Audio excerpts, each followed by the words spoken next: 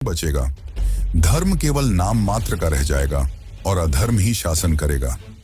ऐसे समय में जब पृथ्वी अत्याचार से कराह रही होगी, जब निर्दोषों की पुकार आकाश तक पहुंच जाएगी और जब अधर्म का भार असहनीय हो जाएगा, तब स्वयं भगवान विष्णु अपने अंतिम अवतार के रूप में प्रकट होंगे। ये होगा कल की अवतार। पुराणों में वर्णन है कि उत्तर प्रदेश के संभल नामक स्थान पर विष्णु यश नामक एक ब्राह्मण के घर एक पुत्र का जन्म होगा। वही पुत्र आगे चलकर कल की कहलाएगा। कल की घोड़े की तरह तीव्रगामी होंगे और उनके पास देवदत्त नाम का एक सफेद अश्व होगा। उनके हाथों में एक दिव्य चमचमाती तलवार होगी जिसकी तेज से अधर्म कांप उठेगा। कल की का उद्देश्य होगा अधर्म और अत्याचार का अंत करना। वे दुष्टों, पापियों और कलयुग के अत्याचारी शासकों का विनाश करेंगे और एक नए युग की स्थापना करेंगे। शास्त्र कहते हैं कि कल की ही इस कलयुग का अंत कर फिर से सत्य युग का आरंभ करेंगे।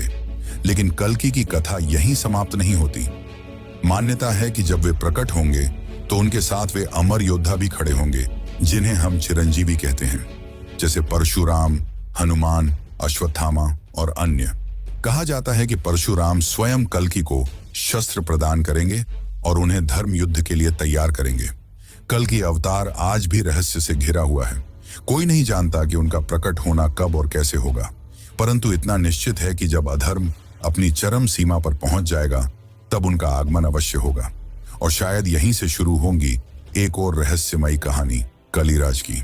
शास्त्रों में संकेत है कि कलियुग के अंतिम चरण में कलिराज नाम का एक भयानक चरित्र उभरेगा जो अधर्म का प्रतीक होगा और संसार को विनाश की ओर धकेलेगा। यही वह शक्ति होगी जिसका अंत करने के लिए कल की प्रकट होंगे। कलिराज कौन होगा, उसका साम्राज्य कैसा होगा और किस तरह उसका सामना कल्कि से होगा, यह एक ऐसा रहस्य है जिसे आने वाला समय